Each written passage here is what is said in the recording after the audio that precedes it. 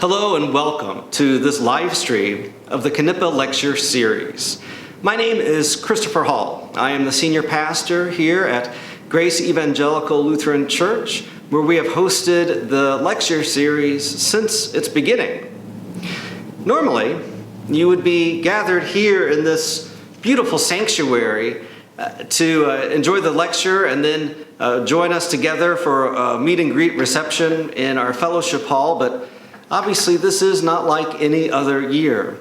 We are so thankful and grateful, though, to have the ability to continue the lecture series and hopefully reach even a larger audience than we ever have before.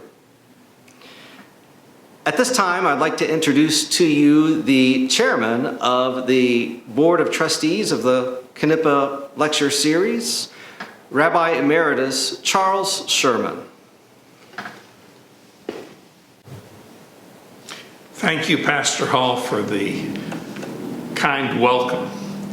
It is a privilege to meet again. Only in the words of the Passover Haggadah, we ask this year, why is this lecture different than all other Knippa lectures? Ordinarily, we would be meeting in the beautiful, the majestic sanctuary of Grace Lutheran Church. We would be sitting here shoulder to shoulder to learn from one of the foremost religious thinkers of our time. But of course, COVID-19 has forced us to change this year's format. We think that actually, there's an advantage this year. Instead of just reaching members of our own greater Tulsa community, we have an opportunity to reach people throughout this country and perhaps even beyond. We meet today to honor the man whose name this lecture series bears, the Reverend Dr. Clarence Knippa. Those of us who had the privilege of knowing Pastor Knippa, of serving with him, of working with him in a variety of good causes in this community, were blessed by his presence. He was able to, in the words of his successor, Reverend James Hayner, bear witness to his ability to reach across the aisle. Of course, Dr. Knippa was a man of deep personal conviction and integrity. And yet, having said that, he was never afraid to be with those who were different from him and who differed with him. He was not threatened by being exposed to thinking unlike his own. Dr. Knippa didn't have to agree with others in order to connect with them. And so, in honor of the 50th anniversary of Reverend Knippa's ordination, an endowment fund for the Divinity Interfaith Ecumenical Lecture series was established in 1986. The vision of Pastor Knippa's successor, Dr. Hayner, was that this lecture series would foster and promote understanding of and respect and appreciation for the religious and ethical traditions and concerns of others. Fortunately, Pastor Knippa was present to enjoy the first 25 lectures in his honor. Clarence died in November of 2013 at the age of 100. So this This day marks the 34th annual Knippa Interfaith Ecumenical Lecture. I'm delighted to serve as president of the Knippa board and to work with 15 people of a great variety of faiths. It is our desire to bring to this community people who will stimulate us to think and rethink our own beliefs and concerns and practices. Lynn Bachmulen is the treasurer of the Knippa Lecture Fund. I'm going to ask Lynn to explain how those of you who are watching and hopefully learning today can help support this effort. And then Dr. Nancy Pittman, distinguished member of our board, president of Phillips Theological Seminary, will introduce her friend and our 34th annual Knippa Lecture. Shalom and welcome. Hello, I'm Lynn Bachmulen. Thank you for joining us for the 34th annual Knippa Lecture Series.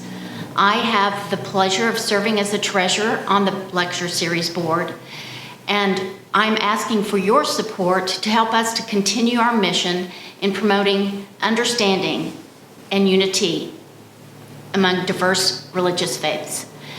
I would love to be able to tell you that right now we have the opportunity to use a donate button on a Facebook page, but I can't promise you that at this time. So you can still send money via a check to the Knippa Lecture Series at our address 2331 East 5th Place in Tulsa, Oklahoma, 74104. And if you would also like to know that we are a 501c3 charitable foundation. Thank you, and we appreciate your support. Good afternoon. I'm the Reverend Dr. Nancy Claire Pittman, president of Phillips Theological Seminary, and I am delighted to be with you. Now what, can you imagine, does the president of Union Theological Seminary in New York City have to say to us who are sitting at our screens in Oklahoma and other places in the Midwest? After all, she also holds the Johnston Family Chair of Religion and Democracy at Union, and everyone knows, don't they, that religion and democracy are somehow different in New York. And she's a past president of the American Academy of Religion, the largest society of scholars of religion in the world that annually gathers thousands of scholars to present research and to debate ideas that surely don't have anything to do with us, do they? And she was, before Union, the Titus Street Professor of Theology at Yale Divinity School and chair of the Yale University program of Women, Gender, and Sexuality Studies. A New Englander? Saying something relevant to an Oklahoman Midwesterner? You're in for a surprise. Because the Reverend Dr. Serene Jones has so much to say to us about the issues of concern in the Knippa Lecture Series, about promoting deep understanding of one another's faith traditions, of setting out unyielding respect for one another's religious practices, and showing abiding appreciation for one another's spirituality. Dr. Jones is a minister in the Christian Church Disciples of Christ, my own church, by the way, who says of us, "It is so typically disciples-like to make bold assertions about theology and social justice and to believe it would make sense and be obvious to everyone else. She's a scholar who has paid deep attention to the theological traditions of Christianity, especially the tradition shaped by John Calvin, and she has brought those traditions to bear at the intersections of modern trauma, pain, family history, church life. Dr. Jones is a preacher and a teacher who has challenged us to live up to the best claims of our faith, radical grace that we Christians know in Jesus, the utter mystery of the divine, the forms of justice that such grace and mystery demands of us. She is a writer who has written many books, most recently the book Call It Grace, Finding Meaning in a Fractured World. And she makes even the most esoteric theological statements clear and even invitational as she demonstrates over and over again how theology illuminates all of life. Dr. Jones is warm, funny, supportive, and quite capable of doing the right thing in the face of nearly insurmountable challenges and almost overwhelming disagreements. And finally, Dr. Jones is one of us. Raised in Enid, Oklahoma, where her father served as first dean of Phillips Graduate Seminary and then president of Phillips University.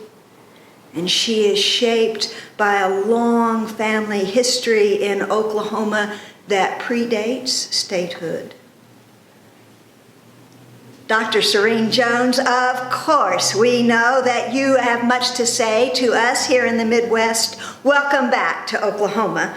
Welcome to this august lecture series. We are indeed eager to receive your words. So good afternoon, everyone. Oh, Nancy, Dr. Nancy Pittman, thank you for that amazing introduction. Wow, to live up to that, that's quite a big thing to do. I want to say thank you. I have had the delight of knowing Nancy for more years than it's responsible for me to mention in a public setting. I also want to say thank you to the Reverend Dr. Levinar, who's going to be reading us the questions that you ask at the end of this session. I've heard about him from many people as well, including my dear nephew, Jess Eddy, whose ongoing activism in Tulsa and Oklahoma City is a source of pride to me. I want to say thank you to Reverend Hall and to Grace Lutheran Church for hosting this, and to Rabbi Charles Sherman, who first invited me probably close to 2 years ago to give the Knippa Lecture in Interfaith and Ecumenical series. I'm, of course, not unbiased in any of this, as you will see throughout my lecture today. As Nancy just mentioned, when I talk about Oklahoma, and especially when I am in the presence of people from Phillips, I have to immediately say, as she did, that my father, the Reverend Dr. Joe Jones, was the past dean of the seminary when it was Enid. In Enid, that was a long time ago. He's also past president of Phillips University in Enid, where I graduated from high school in 1977. Wow. For those of you who know him, he's now in hospice care at Epworth Center in Oklahoma City. And he sends his greetings to all of his dear friends at the seminary. And I dedicate this talk today to my big Oklahoma family, and especially to my dear, remarkable father. And one last thank you goes to my friend, Dr. Tiffany Crutcher, who runs the Terence Crutcher Foundation, named in honor of her brother, Terence Crutcher, who, as you know, was shot and killed on September 16th in 2016 by police officer Betty Shelby. It's crucial that we never stop saying his name and remembering his precious life, along with too many other names. Most recently, Stavian Rodriguez and Benny Edwards, killed by police in Oklahoma City. May they rest in power, and may we do justice in their names. Through Dr. Crutcher, I have had the great opportunity to become familiar with incredible community organizations that are promoting racial justice and equity in Tulsa, and in particular, promoting this around the centennial commemoration of the 1921 Race Massacre. Organizations such as the Greenwood Cultural Center, the historic Greenwood District Main Street Program, and the John Hope Franklin Center for Reconciliation. Dr. Crutcher, I send you my deepest condolences on the recent loss of your dear mother to COVID. When I agreed to give this lecture, I had no idea first that I would be Zooming across the country to you, that I would be doing so in the midst of a deadly pandemic, that I would be doing so in the face of an ever-growing movement for racial justice and equity.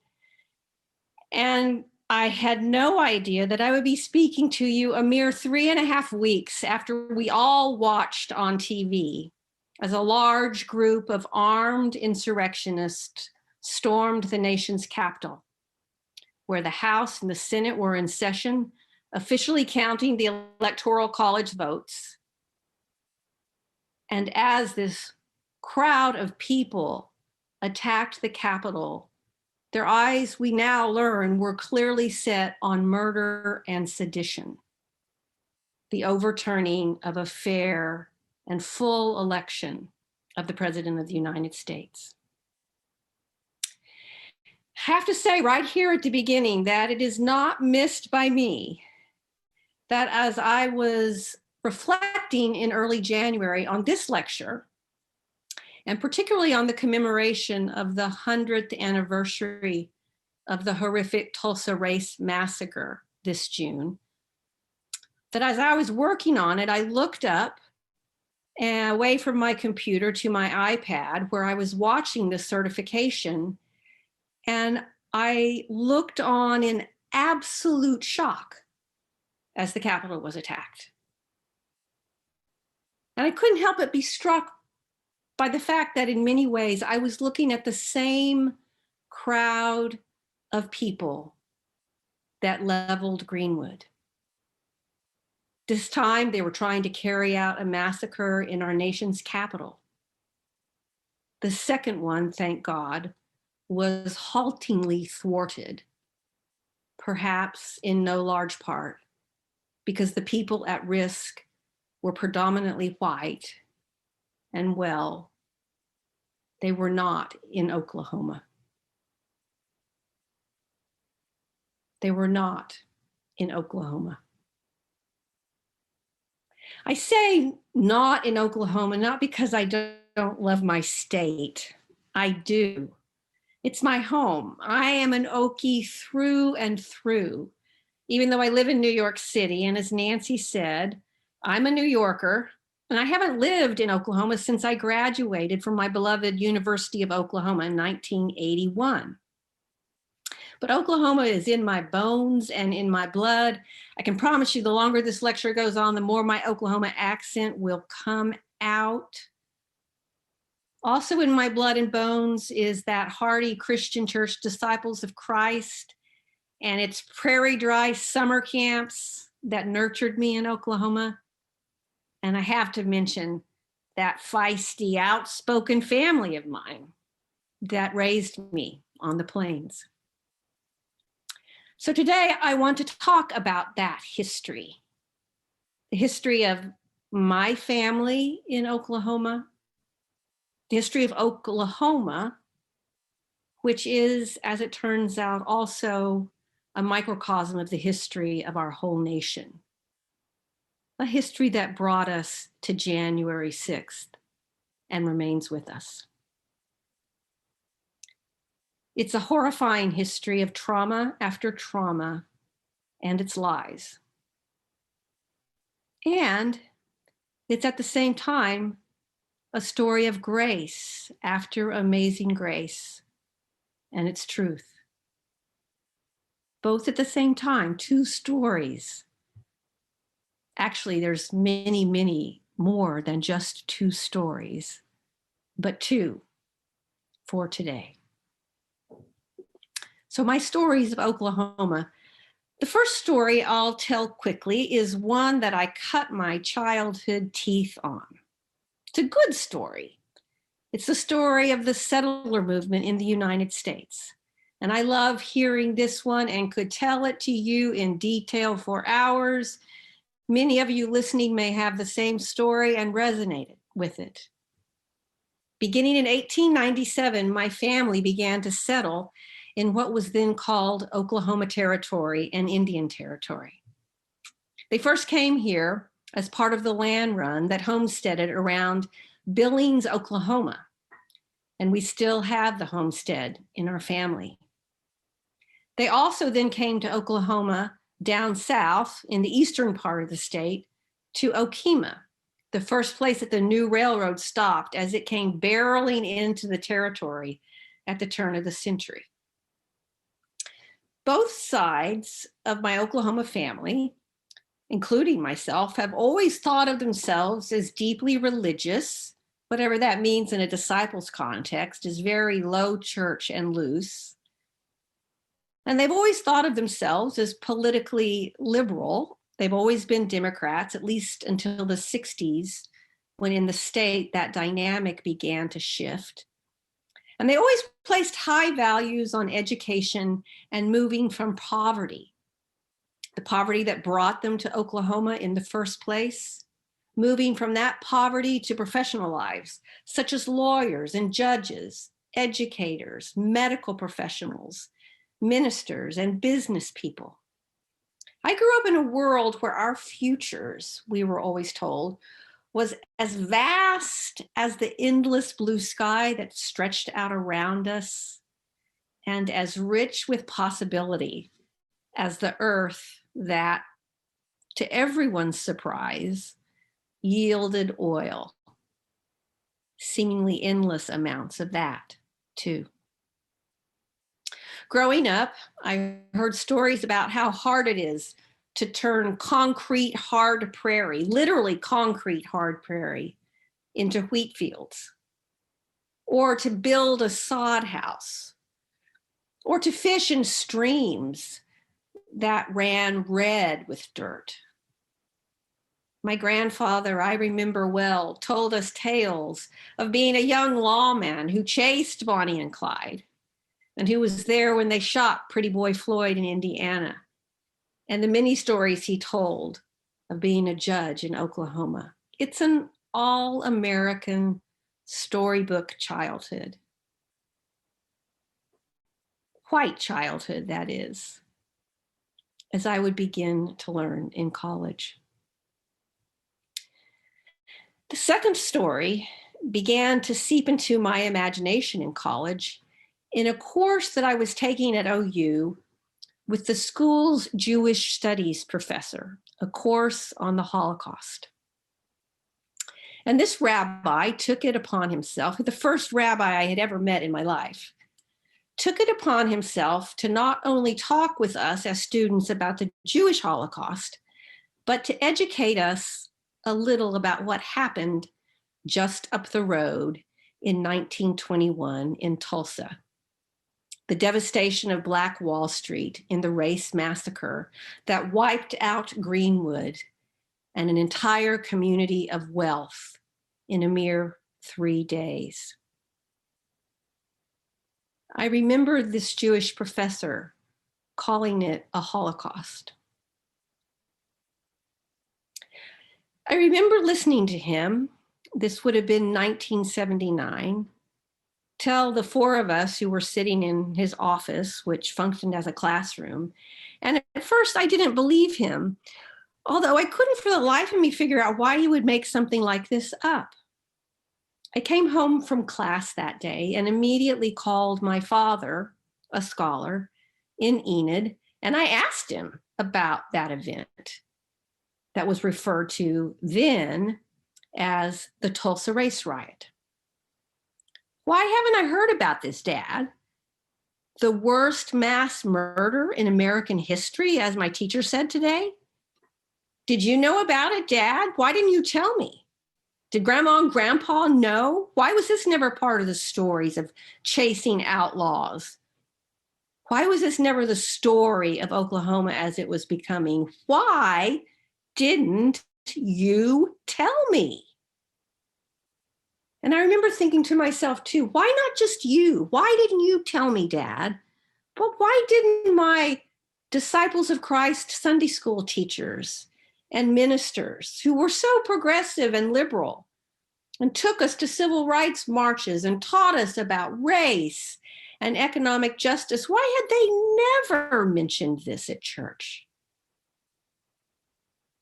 My father responded then, saying that he vaguely remembered hearing about it, but that he was never taught about it in school, nor did he read anything about it. And well, he had never really thought about it. Now, again, my father was a civil rights activist and wasn't one to hide from hard things. But he was born in 1937 in Oklahoma City, a mere 16 years after the massacre had happened. Now think about this. We're getting ready to come up on the 20th anniversary in New York City of 9/11. And no child will be born this year or any year since it happened 20 years ago without knowing what happened on September 1st, 2001. Moreover, they will know what their parents and grandparents were doing that day. Who died? Who didn't? Who barely made it out? And they will grow up with stories of how people coped and how it continues to live in the history of this city. Take this in. My father was born closer to the race massacre than I am now to 9/11. And yet it had been swept out of the history of Oklahoma by the time he took his first breath. So many questions. Did his father know and hide it? His mother? Did his teachers collude in not teaching it? Were there actual decisions made by principals to disappear it from the Oklahoma history books? These are questions that need to be asked in detail, and I know that we are asking them. But it is true that until decades and decades after it occurred, for white people, the history of the Tulsa Massacre was simply washed away, whitewashed out of history. Was it shame? Guilt? Greed? And today, to make a very uncomfortable claim, part of answering these questions is finding out not only the names of those who died and survived and the descendants of Greenwood, but the names of those who did it. And we need to ask questions about where the money of Black Wall Street went. Now, that's not all of the story of my other Oklahoma history. It continues 20 years later in my own education. I was now a professor of theology at Yale Divinity School, and I was overseeing a search committee for a new appointment of a professor of African American studies, and we had brought in a candidate. I was sitting on the front row and had introduced the candidate and was going to lead the questions afterwards. And as he was lecturing, he had behind him on a huge screen that stretched across the front of the classroom, postcards, pictures of postcards that had been taken of lynchings across the United States. I looked on uncomfortably as the first 20 or so postcards dropped onto the screen, and then there dropped one. It was a picture of a young woman hanging from a bridge, lynched, in her Sunday clothes, her black patent shoes. And next to her, what you could tell was a young boy. And at the bottom of the postcard, I could see there in New Haven, Connecticut, the name Laura Nelson, 1911, Okemah, Oklahoma. I wanted to either curl up in a small ball and just go away. Another story I had no idea ever existed.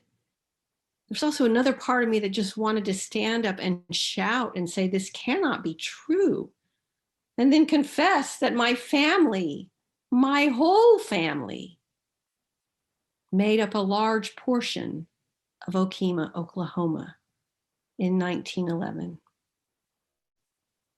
I went home and looked up the picture, and it's actually a postcard that was taken from the middle of the river that ran underneath the bridge from which Laura and Abel, her son, hung, taken by a photographer who had rowed his boat into the middle of the river to take a picture of the town of Okemah that had gathered on the bridge, because it was like a 4th of July celebration. They're waving at the camera, children perched on mothers' hips, people are waving. You can see picnic baskets set on the ground.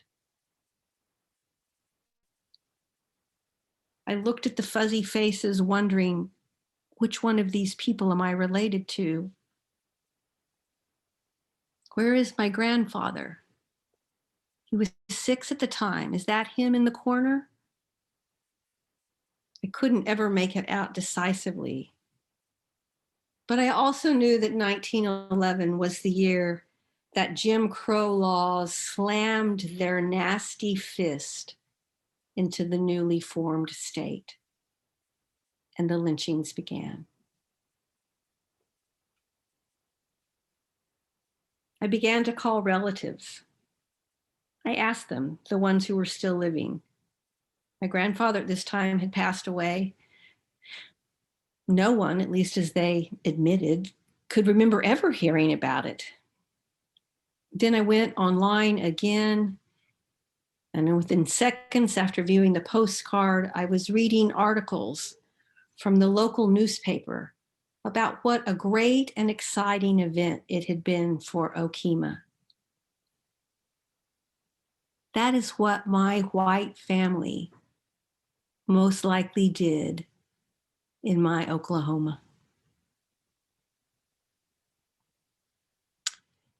My grandparents also never mentioned that Native people had lived on the land in Billings and Okemah before they settled.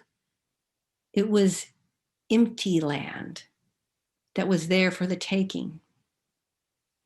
And like the people of Greenwood, the Native American community in the stories that I grew up with simply did not exist as a community of living, breathing people in my family's minds and imaginations. Or if they did, the people indigenous to the land. They were simply objects that white people could inflict incredible cruelty upon without a second thought, as we now know from the stories, just to begin with, of the Osage Massacre. And this gets me to an important point here today. That when we think about the race massacre, we often talk, and we should, about descendants of the Black community that may still be with us, and the families of survivors that grew up inheriting the generations of trauma that genocidal violence inflicts. But what we don't do is look at the other side. Do we seek out the descendants of the white people who participated in, who dropped kerosene from their airplanes, who burned stores and homes, who shot and beat and tortured Black children in the streets? Do we ask where they might be and how the trauma of that day has followed them? You see, white people in America, and I count myself among them as I tell you this story, are not used to thinking about how they are directly tied to the history of chattel slavery, directly tied to the history of chattel slavery, to Jim Crow, to white supremacy, and to all that makes for being white in America what it is. James Baldwin, one of my famous authors, talks about this and the construction of whiteness. He says those Norwegians and Swedes that came to the United States on boats didn't arrive on these shores as white people. They became white people by enslaving and raping African women, by burning Native American villages. They became white people.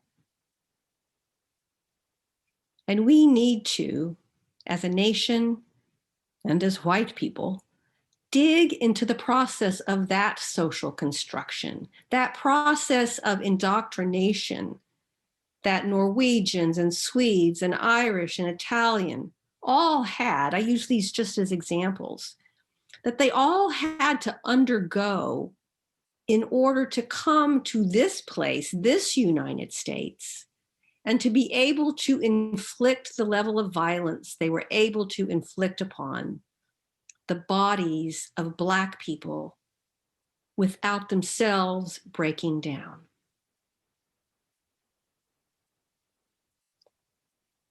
How do you learn to be cruel? To tolerate cruelty? I don't think we're born that way. How are you taught to forget murder, mass murder, theft, endless crimes? How do you learn to hide crime by not even thinking it a crime? How do you learn to cover your tracks by claiming the story of history as your own and shaping it into what you want? It's a very precise and excruciating process by which whiteness in America has been crafted. And we often escape this hard work. I say we, as a white person, the hard work of telling this story of the construction of white supremacy by saying, oh, that happened so long ago, it's not my fault. I'm not one of those people. But it didn't just happen for a week or a month or a year. It's been happening now for almost 400 years. It's not a blip on a screen. And it's today what brings white people to their computer screens to join QAnon or the Proud Boys or the Oath Keepers, just as it brought people to the Capitol on January 6th. And you can sure as hell bet that it runs through the family stories of the good white people of Oklahoma today. Even here in this lecture with us now, even liberal families like my own. When the history is told of Greenwood, we need to tell the story of how white people became predators, and not just a story of how Black people became prey. Do we put up their names? Yes. Do we say what happened to their descendants, the predators? Yes. This is the work that needs to be done by white people, digging into the archives, finding the family history, asking the hard questions, and not being afraid of what you'll find. Yes, you will most likely be horrified by what you find, but it won't kill you. It'll just open you to the truth, to reality. What I find most often when I tell this story is that fear that lives, I think, at the back of the minds of most white people, that if Black people know the history of their families, they'll be horrified. Well, Black people know that history. It is not new to them. And it is a liberating truth for us all to claim it. Now, I want to get to some theology in the midst of this. As a Christian, and as a person of faith, and as the president of an interfaith seminary, I know that it's hard to hold these two stories together.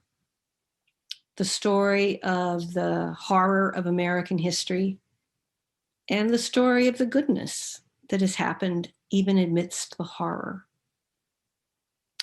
But I have another tension, another two pieces I want to talk about. It's a war that's going on inside of me. I have two Serenes, two Americans, two, in my case, Christians, who are fighting it out. And not just over the two stories, but it's a battle about how we move forward once we have full knowledge of them, these two parts of our America. And it's a different kind of internal, existential, and political battle. It's not just a Christian battle. It's an American battle. It's a battle between the self that I call inside of me the believer in democracy self. On the one side, I have this self who, when I remember now the Tulsa Race Massacre, or when I still cringe at the story of Laura Nelson and her son, and I wonder what happened to her baby child, who a mere months old was laid down at the side of the bridge before she was dragged up on the bridge and lynched. A story I'll probably never have an answer to. When I hear the story of Terrence Crutcher or Breonna Taylor, or I see a picture of the man wearing horns at the Capitol, I could go on and on. But there's one side of me that is filled with outrage. It's a good, healthy outrage, I must say. But I want to see the fist of justice crush down upon this injustice. I'll be honest with you, I want Trump impeached. I want police convicted of murder when it's murder. I want a healthcare system fixed so that COVID does not continue to be its own form of race massacre. I want universal basic income so poverty and despair does not destroy lives, Black, brown, and yes, white. I want accountability. I want good laws. I want social justice and equity. There is a fierce, highly rational and righteous soldier prophet side of me that yearns passionately for a better future and urgently wants to take steps to create it. And then there's this other side. I want to cry when I hear about the massacre, and especially the children.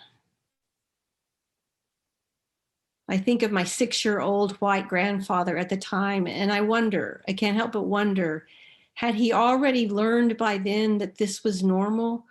Or was it such a shock to him that he ran away and threw up into the river when he saw Laura Nelson's body? Did he get beaten for viscerally being terrified and welcomed into that process of becoming white and supremacist in the United States? As I looked at the people on the Capitol steps, I see a woman who looks like my aunt and another who could be my cousin. And I see a guy stumble and I know that he's drunk or on drugs, an opioid addict like so many of them, filled with such overwhelming despair. And I see the whole bloodied mess of American history, and I'm overwhelmed with compassion for all of its victims, all of its predator victims, all its greed, all its lies, all its blood, and all its struggle. And that part of me wants to say, forgive them, they know not what they do. Even though I know that's not true. And a part of me yearns for forgiveness. And this part is true. And wants healing and wants love. And seeks to move forward in kindness. A soldier of justice, a saint of mercy. They are in a mighty duel in me. And here's the hard part. If we are to move forward as a nation, we must keep both alive. And we must live with the tension and resist the desire to resolve it. For that's what every powerful movement for social change has managed to do, to keep justice and mercy tightly intertwined in the heart of the struggle. And this is the hard part. If we don't do it, our struggles will fail. White supremacy and fascism, in the name of saving democracy as it is now, if that goes unabated, they are the very things that will destroy democracy. And we must constantly fight for justice because tyranny left unchallenged never abates. But if we are so riddled with traumatic hatred that is vicious and then melds into something cruel, that we can no longer feel our own tears, that we can no longer have our hearts break, then the democracy that we save will not be for the people, by the people. It will be for frozen hearts that have lost the capacity to even imagine freedom and what that means. Justice and mercy, accountability and compassion. It's a mighty calling to hold these together and to learn what it means to thrive in their tension, not their resolution. And if we are able to do this, that is what allows us to become fully human. I say this today not out of some naive distance in New York. On November 4th, I was coming back from a walk in Riverside Park across the street from Union. The day after the election, my heart was light. I was walking with a friend. We'd seen dancing and music in the park. And as I passed by Riverside Church, having said goodbye to my walking buddy, I was alone. And out of the stairwell came a tall white man in a jean jacket and jeans, pounding his chest, shouting at the top of his lungs, "We are the Proud Boys. We are the Proud Boys. Kill all." And then he just let loose a string of every racial slur you could imagine. And he got within 3-4 inches of my face. And the rage in that man's eyes, the hatred in that man's eyes, there was no reaching across the aisle to take a hold of his hand. If he had tried to take my hand or to even touch me, I would have screamed at the top of my lungs. But I ducked and I ran and I got away from him. I stood at the end of the street and took a picture of him. He walked away after this in the other direction. I called the local precinct 26 and reported the incident and told them the direction he was walking and that they should go try to find him because this man was dangerous. They asked me if I had done anything to provoke him. No, I was walking. They asked me if I thought maybe he was one of the homeless people that slept around Riverside Church. No, I know the homeless people who sleep around Riverside Church. He's not one of them. I don't know what happened to that report, but I do know that a short 2 weeks ago, I awakened to a text on my screen from someone at Union announcing that the FBI had just raided a home in Queens where they found over 1,000 rounds of rifle ammunition. They had to approach the house in an armored van. And inside that was a man who they arrested for possessions of arms, for the level of arsenal that he had. And I saw his picture, and that was him. So I called the precinct immediately. I identified him, spent 3 days in conversations and going through processes to make the identification firm. And in that process, I was told that it was in all likelihood the fact that he was armed when he approached me, and that it hadn't been a random approach. That because I am president of Union Theological Seminary, I am proudly, in my mind, associated with Raphael Warnock, who is one of our proudest graduates, and that he knew what he was doing, coming for me. Now, if I had known that in the moment it happened, I probably would have fallen apart. But even 2 months later, it shook me to the core. Because siblings in this democracy, we are in trouble. We are in serious trouble. And the call for justice needs to be strong and consistent and persistent. And we need not let overzealous calls for unity stop us from seeking the truth of the justice that will finally make us whole, the justice that is at the very heart of the democracy that we claim to love so much, while at the same time we cannot run away from each other in terror like I did from that man. I don't regret running from him, but I cannot turn him not into a human being, but into a demon. I cannot make him someone to whom I think untamed cruelty can be meted out upon. Justice and mercy accountability, and compassion. It is only by holding these two together that we will move forward. One of my favorite poets writes in a poem about America that we are at a moment in time where we can hear the thunderous crack of the icebergs melting in the Arctic, the crack of snow-bound bodies and masses of land as they move.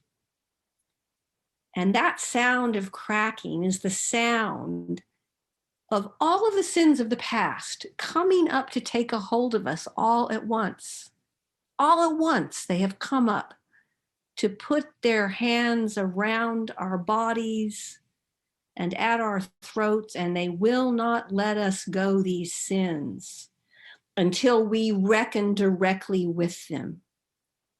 And in reckoning with them, we take the greatest stride that any nation, indeed any collectivity of humanity has ever taken. The stride of daring to actually be together, human.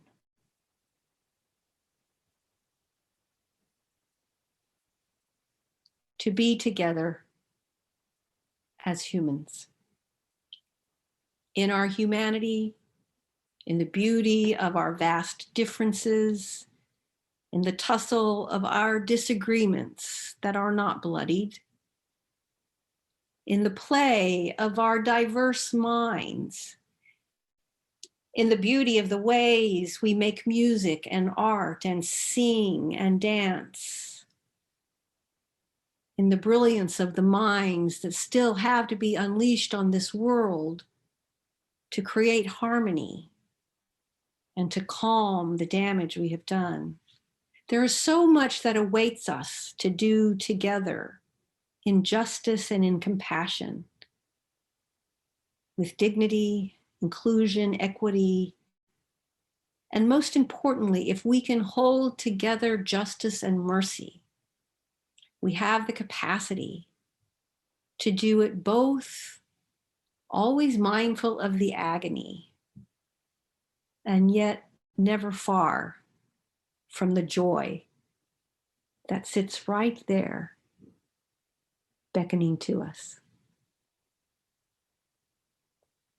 Thank you for your time today, and I'm very much looking forward to our conversation. And I'm very much looking forward to hearing your questions and talking more about your histories, Oklahoma history,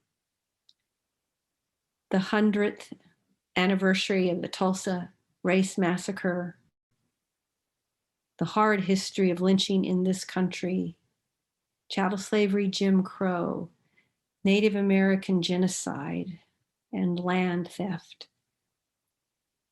Talk about issues like immigration. Together, wrestle with topics like healthcare and housing, universal income, and all of those things that we dream for, and all of those things that we wrestle with in our past. So thank you. And I'll open it up for questions now.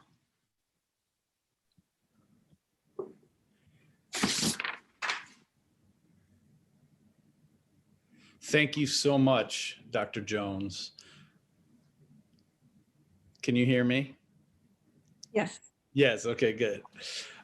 Thank you so much for that lecture. Your talk, part of what made it so powerful was your willingness to be vulnerable and tell us about your family and some of that history that was very difficult. You could hear in your voice as you're telling those stories of looking at people on that bridge, taking a picture, like a festival around a lynching of two human beings, a mother and her child. And it was so powerful. And I just want to thank you for that. I know as we're in this 100th anniversary here in Tulsa, coming close to that time when we're remembering what happened in 1921, your call for those of us who are identified or racialized as white to come forward and tell our stories, our family stories, for you not just to call us to do that, but to actually begin with your own story. I just want to thank you for that. And I want to open it up for questions. So I see a few are coming in. And if you're on Facebook, I have somebody who's sending questions to me from the chat as well. And I thank you all for that. Now, as I look at these questions, and I want to start you out with this one. You mentioned the Proud Boys, and first of all, I'm so glad that you're safe and in this crazy time. Little did I know how unsafe I was. Yeah, right. It's a good thing that you didn't know, probably, because you might have died of a heart attack or something out of fear. But you seemed your courage, as shown to us today, is immense. And I know that there may be likely people across the political spectrum in our dialogue right now. And I just want to ask everybody where we can join is in the depth of your humanity and your theology around within us the desire for mercy and justice, the brokenheartedness around witnessing injustice, and even recognizing our own potential culpability within the systems that we live in. So I want to start out with this question about, you mentioned the Proud Boys and what's happened recently. They were praying. I mean, they kneeled down. There's video of them praying to Jesus before heading in to do violence. Ultimately, a police officer was killed and many harmed. But they were praying to Jesus first. So can you say something about, as a Christian leader yourself, what can you tell us about just the mix of different symbols and the ways in which people are mixing their Christianity with violence and things like that? Can you just give us a little? So that's a great question, and I could do a whole lecture on that, which I'm sure most of us could, who work in this area. So that 400, I just took a small slice, 1911 and 1921, and then 2021 I looked at today. But this 400-year-old history of our country is just a whole long series of those moments.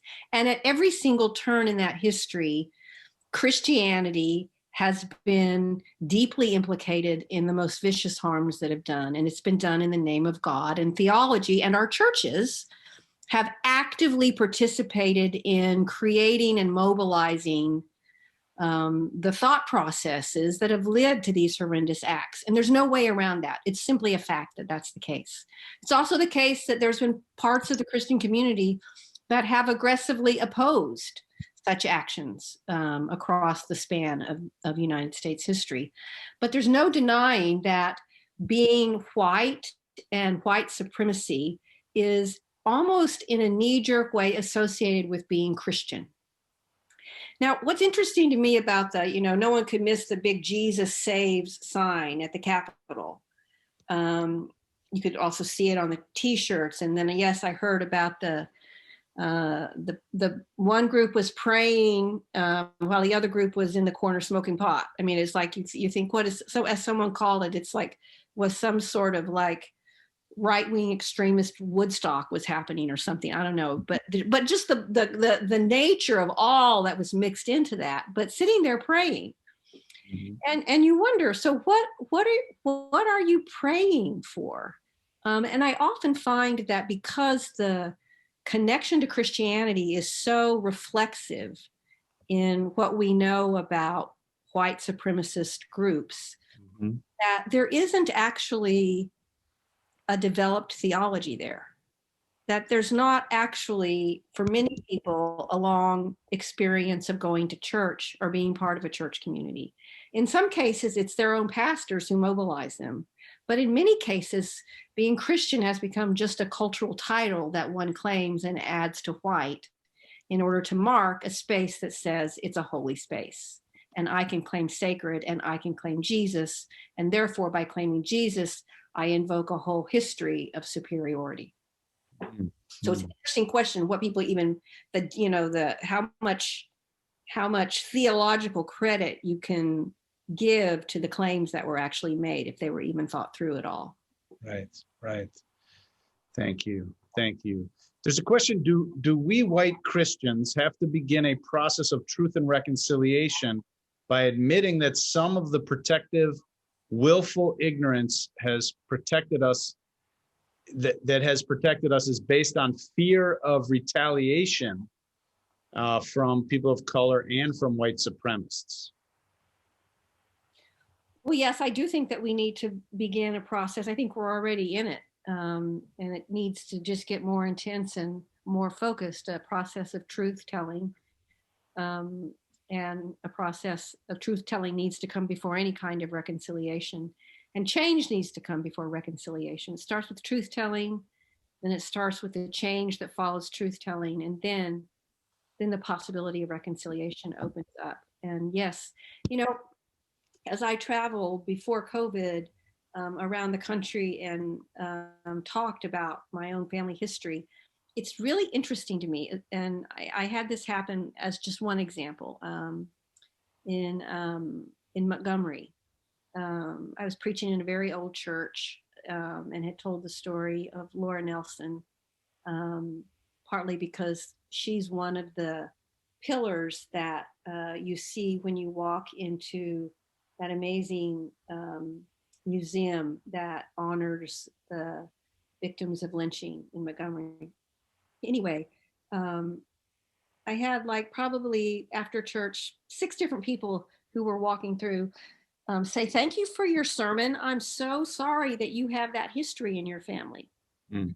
And I was like, well, it's really horrible history. I said, and how long have you lived here?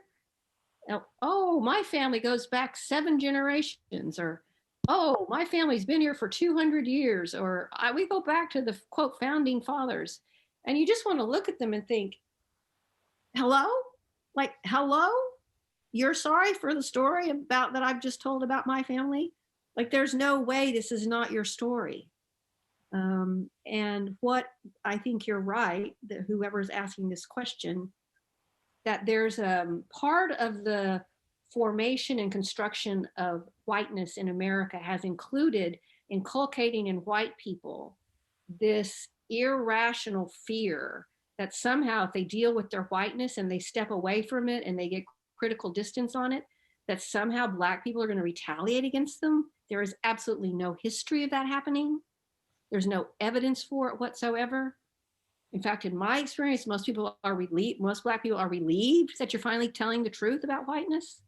But that's part of the lie that's been told, that there's some big retaliatory act waiting to fall upon you if you reckon with the truth of your whiteness. Mm-hmm. So there's questions about how white people could acknowledge or should acknowledge these things, and a question of whether your thoughts about reparations and what that word means and what could be done in Oklahoma, for example.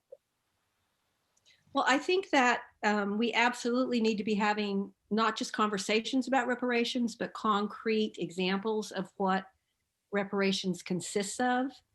And I have started using, instead of the term reparations, there's several really good books written about this, but I've started using the term remedies. Mm. Remedy is a good word because it gets right to the point. It's like reparations are about like a remedy. It's about fixing the thing that got broken. And the point is to right it. And the most important remedies that are needed in this country are massive systemic change. So if we want to talk about reparations, we cannot separate that from an honest conversation about the kinds of policies and changes that we need to make to the very structures of education, healthcare, housing, and income, and what the distribution of wealth in this country. And until those things are taken up, no amount of, a little piece of money here or there is going to actually remedy the depth of the harm that was done. The wounds have a long history. They're gaping, they're huge, and the process of healing them is going to be as deep and broad as the wounds themselves are. Right.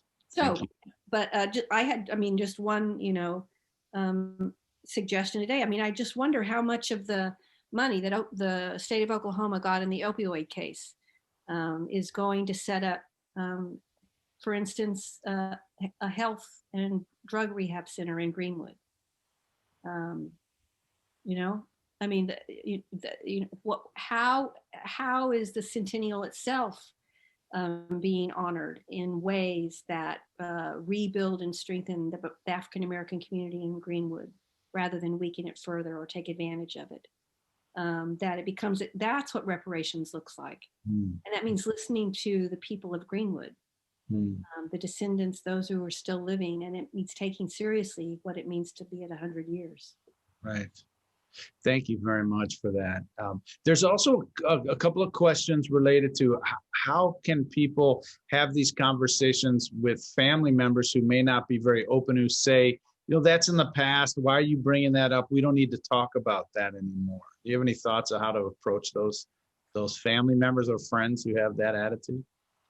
Well, I have some of those. I think we all have some of those. Everybody, I mean, who has a family where everybody agrees with everybody else? That doesn't exist. But, you know, this is a really important moment in our history as a nation, because right now, nobody can say that's in the past. Mm-hmm.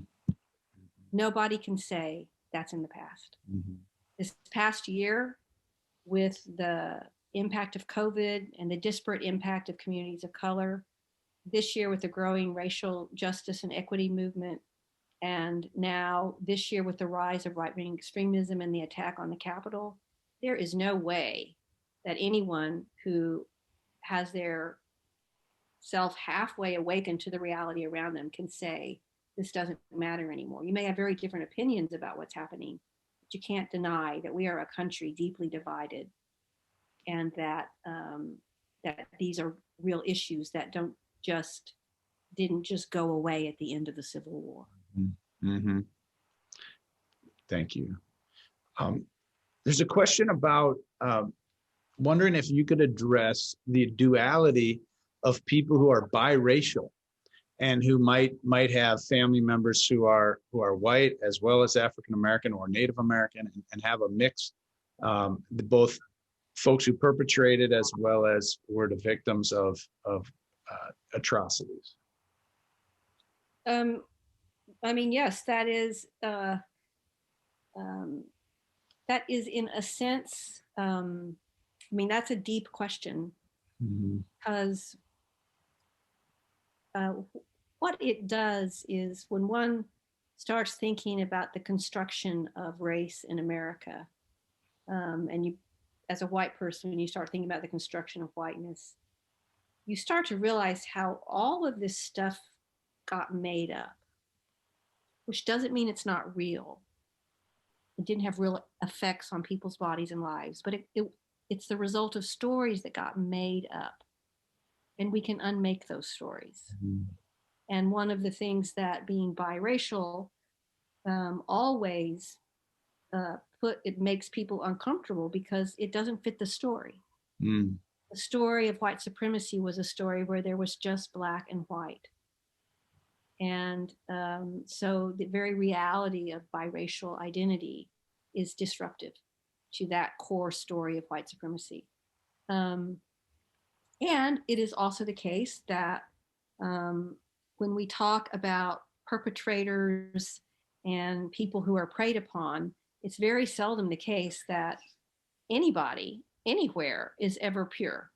And we don't need to make people, our ancestors, our children, ourselves, into people who are purely good or purely evil in order to talk about the responsibility that we need to take now. So telling the history of a complicated family where there's perpetrators and prey is part of that complexity of the human reality that lives in us all. Yes. And it's a related question is about the trauma. We think about the trauma of those who for whom violence is perpetrated against them. And then there's, of course, trauma that we know that also comes from both witnessing violence as well as perpetrating violence. So there's the question there's sort of a two-part question about are we all linked in this trauma through this? And is the trauma different on either side of this dynamic? Yes, I think we're all linked in trauma. I just finished a piece that I've been working on with Reverend Dr. Kelly Brown Douglas, who is just a powerful Black theologian. And we wrote a piece together on collective trauma that talks about the collective trauma of chattel slavery, Jim Crow, the construction of Blackness. But then we also talk about the trauma of whiteness, and that how the process of making people white and cruel. I mean, I try to capture that with the sense that what had to happen to my grandfather when he was 6 years old to witness that. Mm-hmm. And it's by no means meant to lessen the significance and the horror of what happened to Laura Nelson, but we are all linked in this really messed up traumatic story that got pounded into our flesh and our brains early on, and that we still keep reenacting. And I think the difference between the kinds of traumas is that white people have yet to name it as a trauma. They have yet to actually take that step and talk about the collective trauma of the social construction of whiteness and its cruelty. And probably it's tied to the fact that in the story of the construction of whiteness is the claim that if you disavow it, you will die.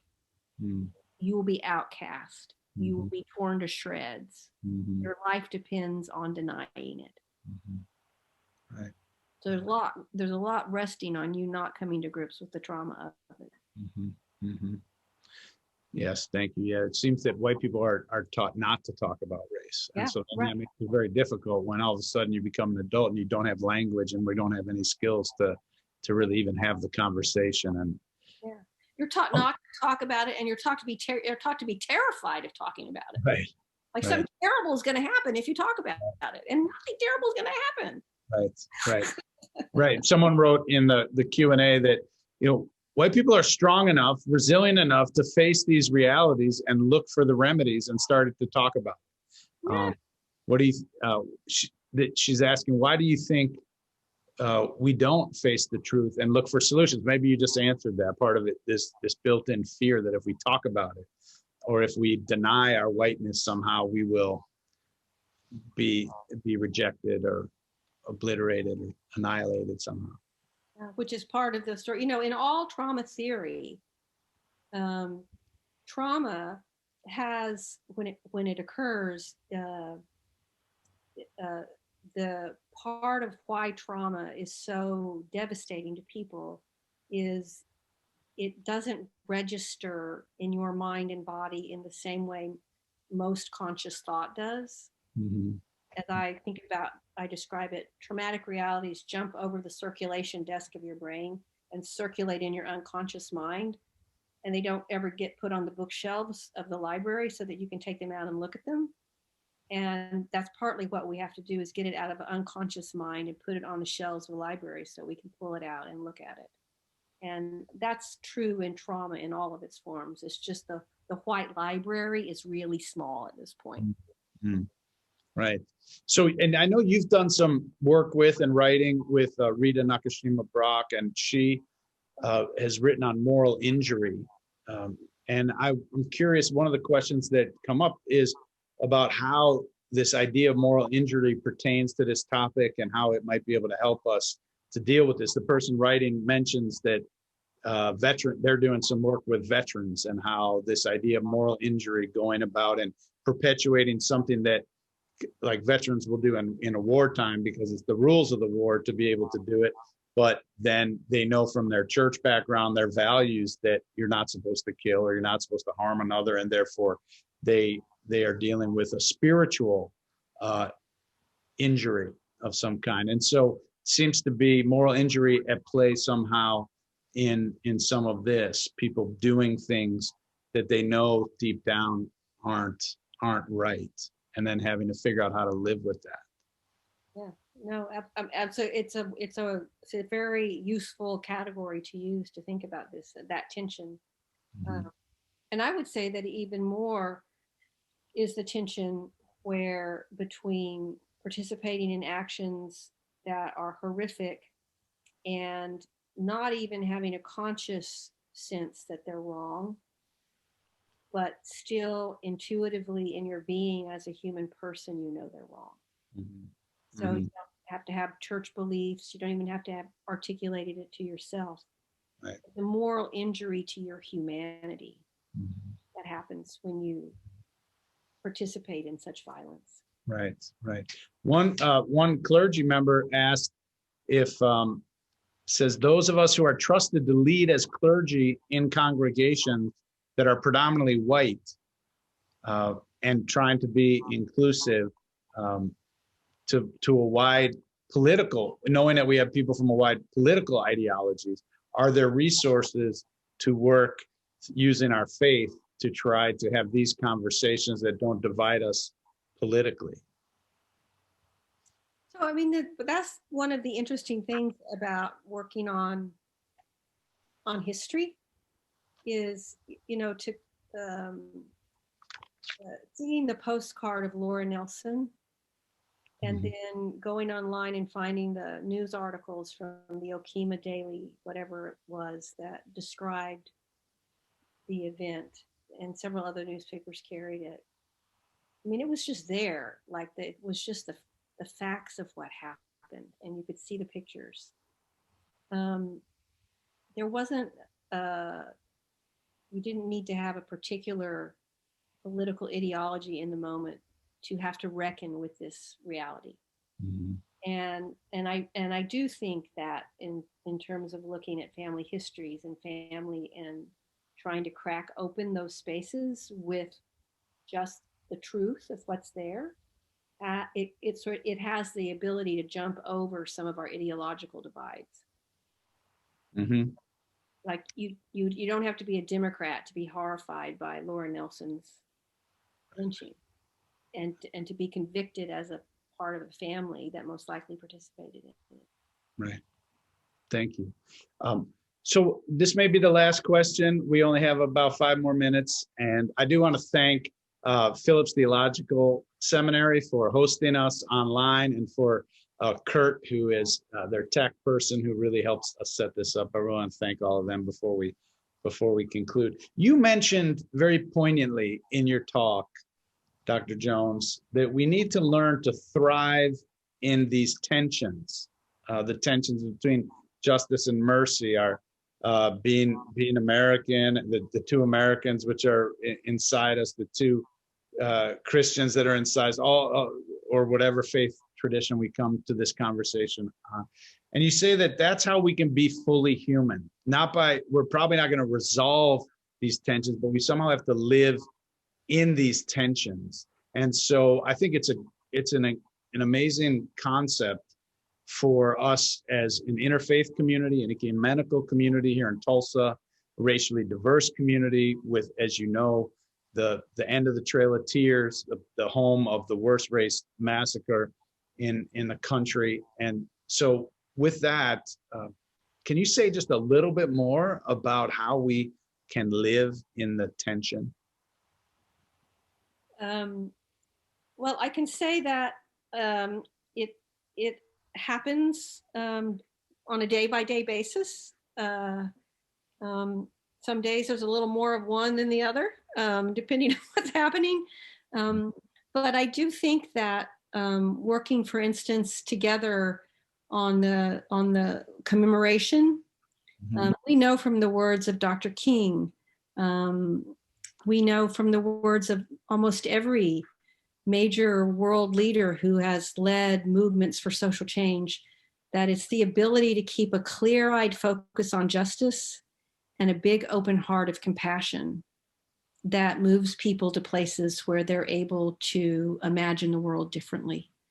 And I know that Tulsa, sitting where it does with the history that you just outlined, has the opportunity with this 100-year anniversary to actually model for other communities in the United States of what it means to do both, and do them with integrity and to find hope in that, not fear, but hope. So I think that Tulsa has a really incredible opportunity to be a beacon of light across our nation as you wrestle with this. Dr. Jones, you've given us a beautiful vision right there, and a great charge for us to be a community that comes together in a way that can model for others the possibilities of racial reconciliation, truth-telling, and faithful living. And so I just want to thank you for your talk, for all of your encouraging words, for your courage in sharing what you have shared with us, and for all of what you've offered us today. This was a great gift to our community, and I know it will live on in all of us who've heard it, and we will spread the word through technology and share your talk with others as we go through this really significant year in the life of our city and our state. So I want to thank you again for being the speaker at the Knippa Lecture Series. I want to invite everybody who is here to tell your friends, come back every year. We bring in some of the greatest thinkers and theologians in our country. It's been going on now for over 2 decades, and we do it each year at this time. The Sunday after the Super Bowl has been our tradition, and so that or either before or after. And so we thank you. We would like to invite folks to come back to share what you know, and to especially move towards this charge and vision for our city and for ourselves, to share our personal history and our personal heartbreak around the events that are bringing us into this conversation about race and whiteness and our faith. But most of all, from whatever tradition you come from, we hope that you will bring your faithfulness and your heart. And we know that if we all do that together, we can bring a greater sense of peace and hopefully some remedy to the pain and the injustices of our world.